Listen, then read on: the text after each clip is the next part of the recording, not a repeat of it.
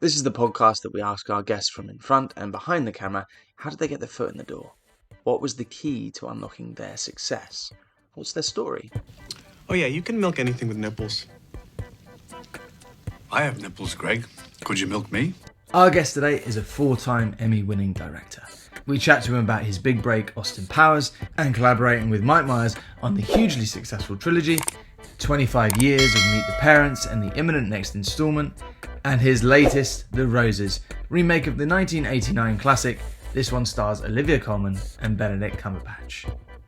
Our guest today is director Jay Roach. Oh, behave. Yeah. Yeah, baby. Yeah. I'm a big fan of your work, and my podcast is usually about, how someone's career begins. Mm-hmm. So I'd love to ask, for you obviously written scripts, you've directed, you've produced.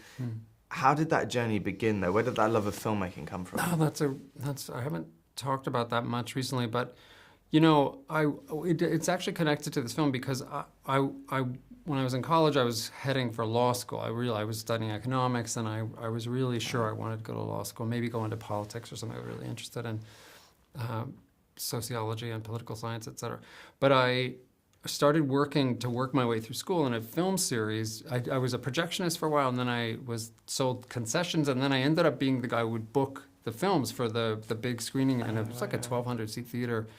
And I started seeing films like The Graduate, and this is back in the late 70s, and Shampoo, and Eraserhead, and Annie Hall. Annie Hall was a big one at the time. And I was like, I had just been through so many terrible relationships, and so I was so sort of self-loathing and miserable a lot of the time. Just poor, pitiful me.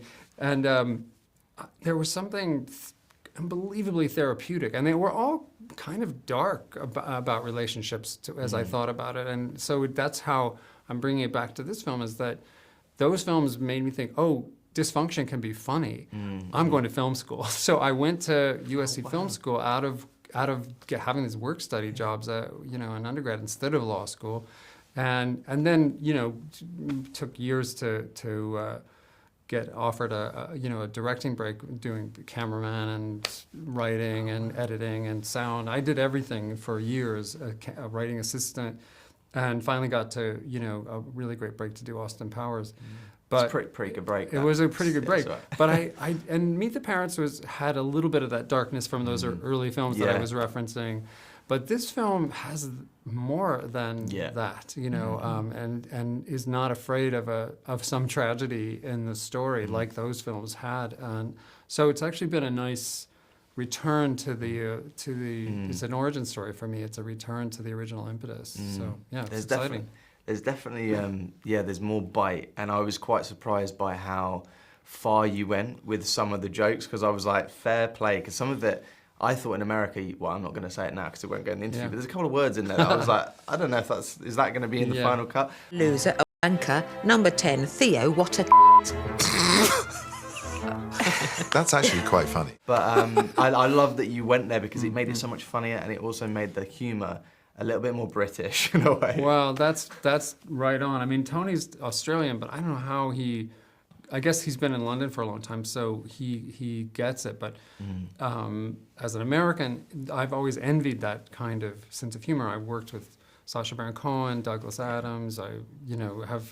Mike Myers is not English, but is so good at spoofing English. I feel like and he and I bonded over Monty Python. So it was always like, oh, I wish any of us could be as funny as the British people were. But Tony is. He's fully figured it out, and he writes those British characters and goes those dark places with really edgy language in ways I haven't seen anybody do it as well as he does. Well, just like The Great, I mean, the dialogue it is cutting, and it is unexpected and funny. And in terms of you've done so many amazing projects, won many awards, done very well. What would your advice be to someone that is, maybe thinking of being a lawyer, or maybe going to not sure if they're going to go into the film industry? The advice to someone starting out. That's a really good question. you know, you gotta be ready. You have to have a really high tolerance for misery. I was just thinking about some of the films that haven't gotten made and how freaking painful that can be, you know. And it's like anything in art. Rejection is such a huge part of it. But if you can roll with it and find a way to cope, and for me it was through comedy to begin with. Someone else said recently, I joke to cope, you know, and that's, if you find a way to overcome the fear of, you know, whatever, and for me at least, it was always a terrifying prospect, especially in comedy. Like, how are we going to pull this off, and how this isn't enough time or enough money or enough anything, you know, it's not going to work. And if you find a way to cope with the anxiety of it through, you know, through whatever creative processes, trust that, because that, just like those movies, as I was saying, helped me cope with heartbreak back when. The process of making a film about that kind of thing is its own therapy, and that's an encouraging thing, and it kept me going through those early, harder years. Well, actually, a couple of your films, Austin Powers and Meet the Parents, particular favourites of mine, are films that, you know, when I was a kid, if I was ill or it's like comfort food, funny, you know, just sit down and watch a great movie.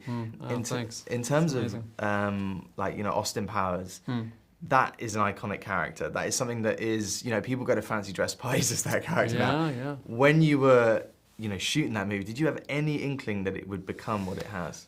You know, no way to predict what happened with that, and I just, Mike is a genius. I mean, he just was the greatest character designer, you know, ever, and not only would find that look and that, it's almost kind of a kind of clown technology where he just knew what the body language should be, what, you know, the idea of wearing bad teeth and hair all over his body and the funky glasses and everything and like bad hair, like to know that sometimes to make a truly memorable character you want to go for semi-hideous qualities. Dr. Evil was the same, Fat Bastard, you know, and then even Mini-Me and Frau Farbissina or whoever, like he just had that instinct, and I think he got it from, he always credits, you know, Peter Sellers, Monty Python, we bonded over those things, and those were, in our world, they were kind of comedy nerd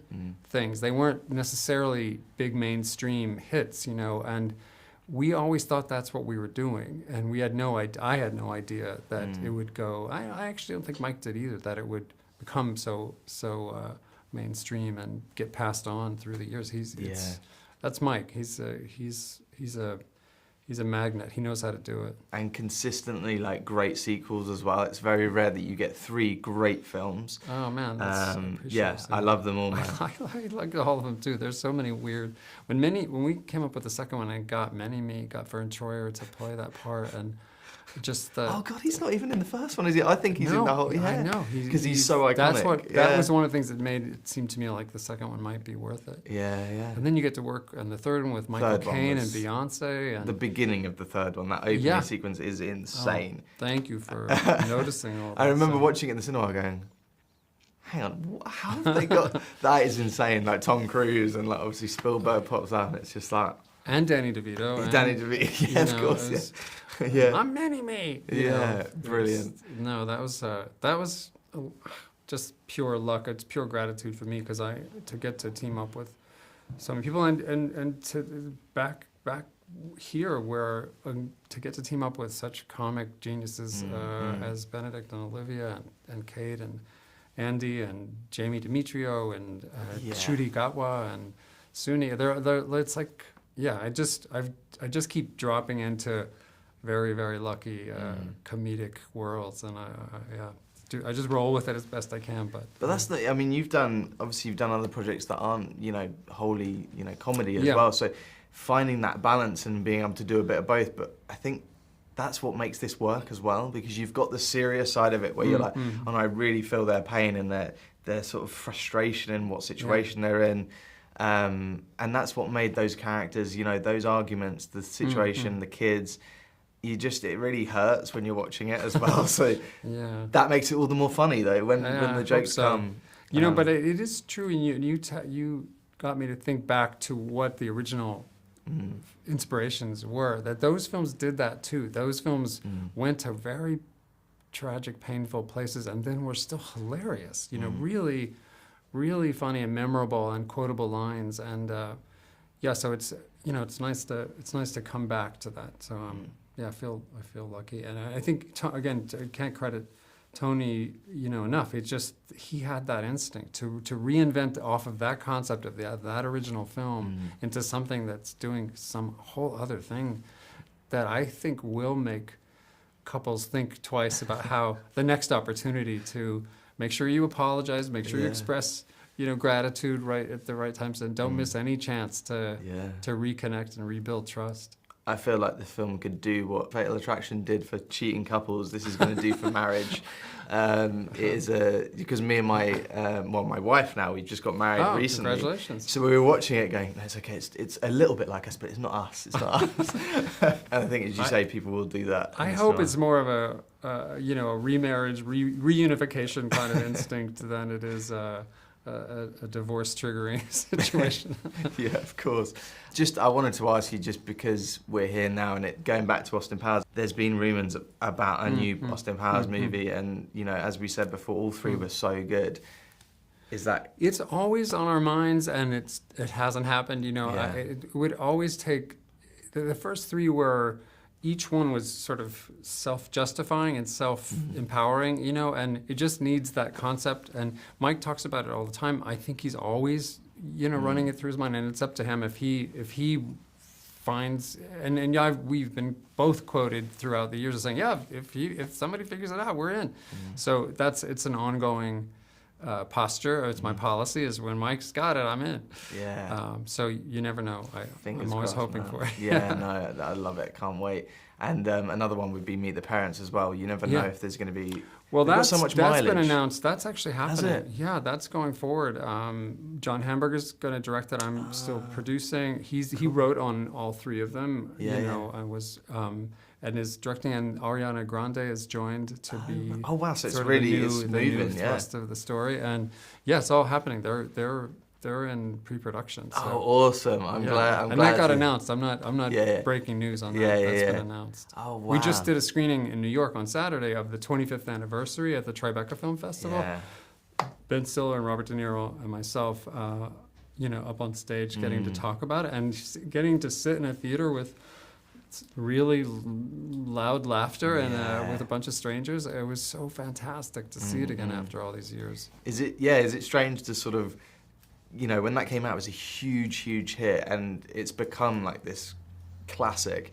To go back and watch it again, is that weird? It was weird. I admit that. And I was sitting with Terry Polo, who plays Ben's wife in the story, and we were both laughing so hard because it really, I don't know, it really worked. It was more the surreality of like, I can't believe we figured that out. You forget how hard it was and how, you know, many challenges he faced at the time, and now it's just there. It just is its own thing. So it was actually fun to release any anxiety I'd ever had about whether it was working or not, just by I can't change it now. 25 years later, this is what it is.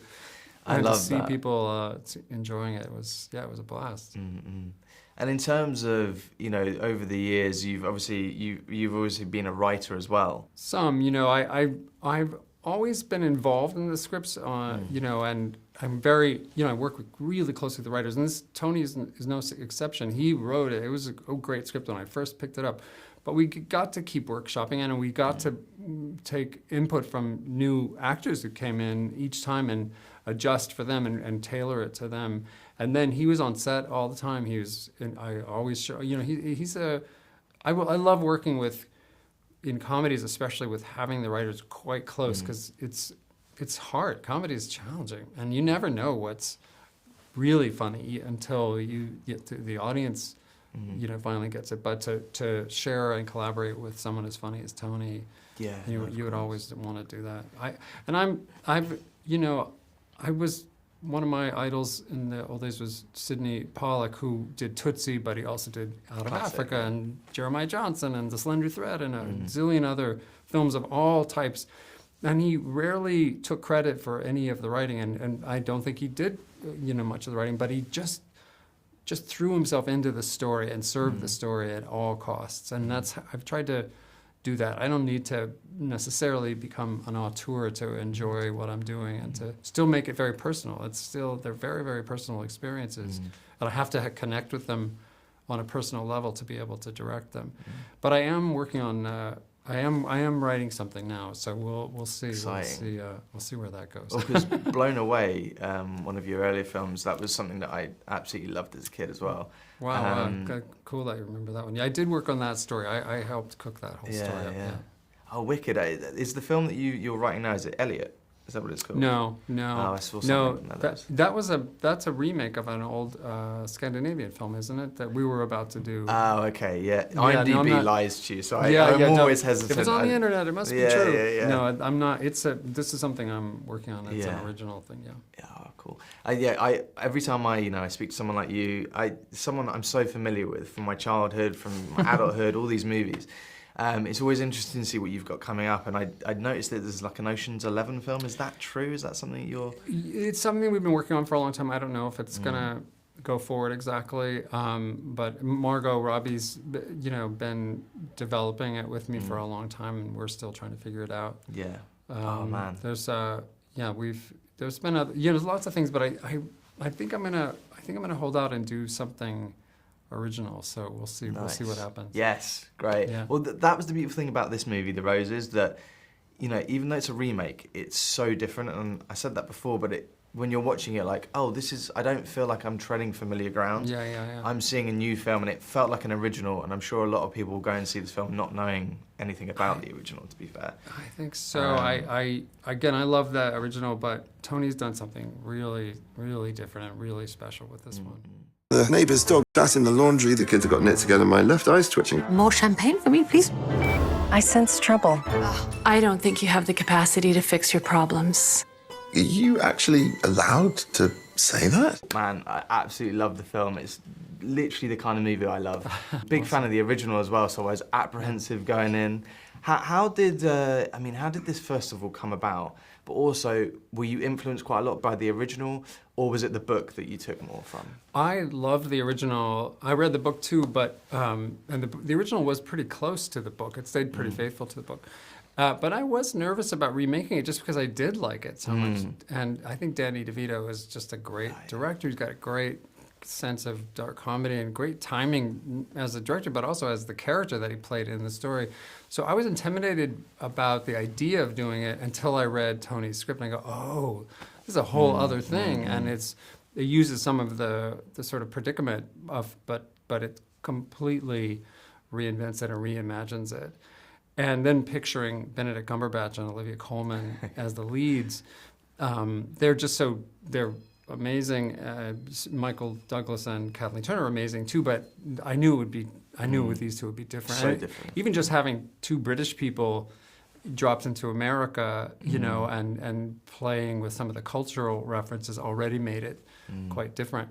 But he came at it in one key difference. He had one very big conceptual difference in mind, which was just that the characters are they seem so truly in love and totally get each other in ways that most of us don't even, get to have, and they're so enviable. And then when they start turning on each other because of a series of events and their egos getting out of control, you actually really think they might figure it out. You keep thinking, oh, maybe this time they'll figure it out. Oh, now they're going to kill each other again. But now, look, they've apologized and they're going to go out. And he just had a much more of a roller coaster connection to the couple, as a possibly empowering thing, as opposed to just perpetually destructive. 100%. And that is a really good point, that the characters just feel really real, and the arguments they get in. I watched it with my partner and she loved it as well, but we were both looking at each other like, yeah, we have arguments like that where it's just like going round in circles and you think, what is this? Whereas the original, it's done in a flashback. So I didn't really expect to see so much of the before it all goes wrong. I hope Yeah. that's not a spoiler for anyone, but so I love that. I love that Yeah. build up and seeing their relationship, and as you Yeah. say, that really makes you buy into that. I think people know it's a mixture of comedy and tragedy, so we won't spoil too much. But it has, it's the stakes are high, and it's a cautionary tale. I love the line you almost referenced where he said, "How about a 3-hour circular argument that goes nowhere?" And he says it as a seduction, you know, but he's teasing, but he also is saying something totally true about every relationship. Yeah, and that is so funny. I love that moment in the film, and I hope that's what happens. Benedict said to me after one of the screenings early on, he's like, I think people are going to turn to each other, just as you described with your partner, and say, wow, we should maybe, you know, talk a lot more about certain things. So it is meant to be a couples therapy, you know, Kickstarter. Yeah, for sure. You're obviously a producer on this, not only the director as well. How did you know, with casting it, was it always going to be, you know, these two, or? Yeah, it came to me with them, with Benedict and Olivia already attached. Tony McNamara was brought in. Searchlight they had the original, and they started working with those two actors, production companies, and then Tony. And so they came to me years after they started it and offered. And when I heard it was them, and I read the script and saw how different it was, it was pretty easy to jump in. And then Nina Gold here in the UK helped us. We made the whole film in the UK, even though it's set in Northern California. And Nina Gold helped us put the rest of the package together and got this incredible cast. Oh my God, these are some of the funniest people on earth, and in both, you know, English and Americans. Yeah, I noticed that. I did wonder because I was like, there's a couple of British people in here playing Americans. Jamie and Belinda Bramwell. Belinda's Australian, I think, but. Is Belinda Bramwell English? Maybe I can't remember. Oh, I don't know. But anyway, they're, because she spoke American the whole time I was with her, so I wouldn't be able to tell where she's from. But they're, it was a choice to come here. Benedict, it was just better for everybody to do it here, and so we shot in South Devon in a town called Salcombe, and pretended it was Mendocino. Yeah, that blows my mind. Yeah. So that was part of the challenge of it. Yeah, wow. So I guess a couple of inside shots of, you know, the coast of San Francisco, and then, we're in Devon, but we think, that's amazing.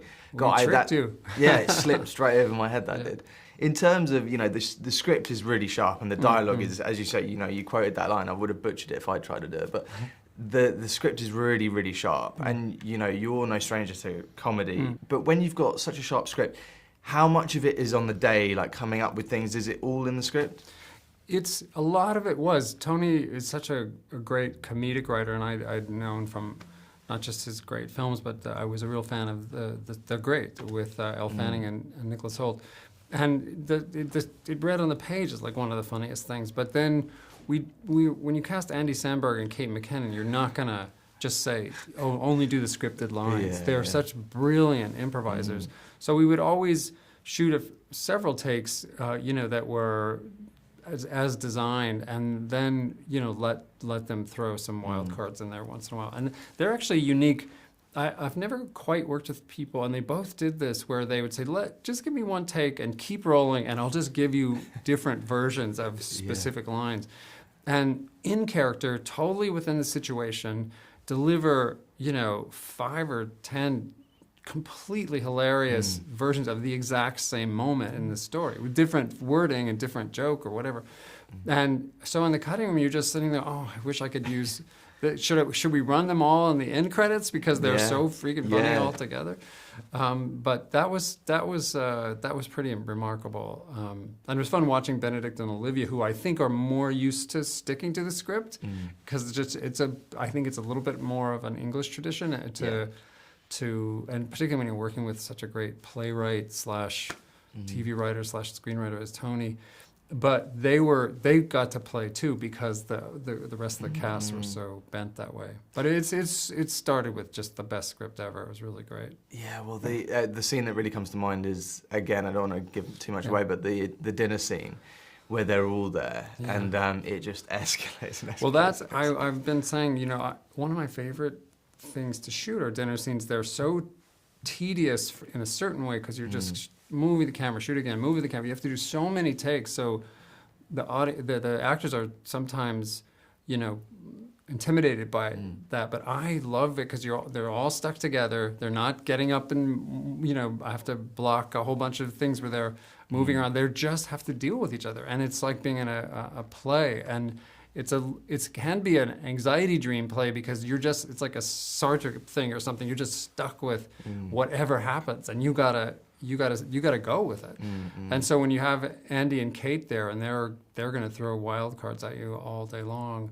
I just love the suspense of how's that going to work out? You know, who's going to break first? There is also that risk too that somebody's going to start cracking up, which did happen sometimes. Cut away, and you're not going to be able to. You have to go. Okay, cut. Get it back together. Yeah. And I love that when they are trying so hard not to laugh. That and a very serious scene too. There was a lot of intensity in there. 100%.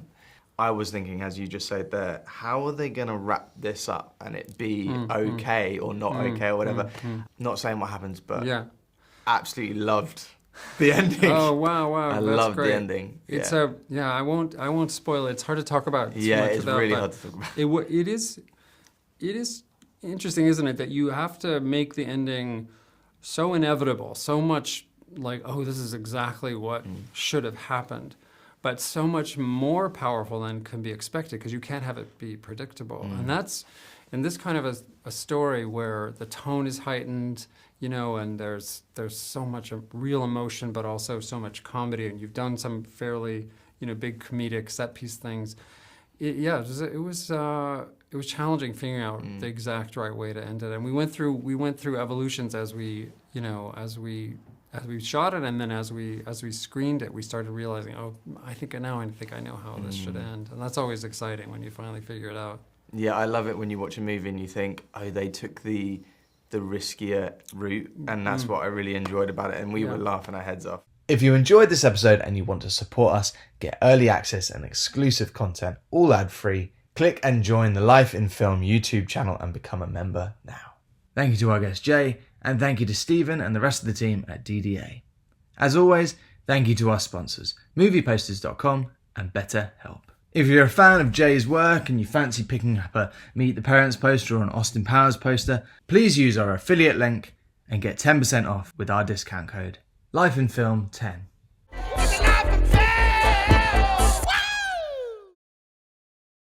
Man, it's been a real pleasure. Thank you so much. Thank you. Really cool. Yeah.